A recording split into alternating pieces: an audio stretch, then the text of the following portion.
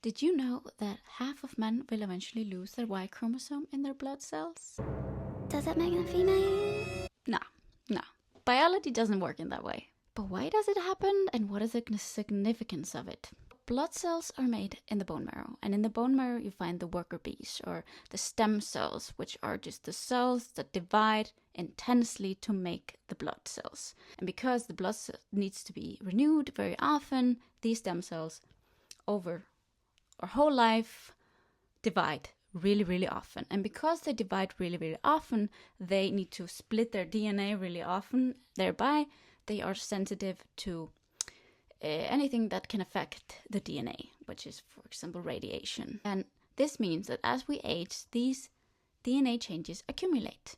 And most often, these are just small nucleotide changes here and there in the DNA, which has no consequence. But for some people, this means, or for some men, it means they can lose their Y chromosome. And first, researchers thought that this had no consequence. This was just a sign of aging because the Y chromosome doesn't carry any coding genes that has a big significance for the blood cells. But recently, researchers have found out that there is an association between losing the Y chromosome in the blood cells and a couple of age-related diseases.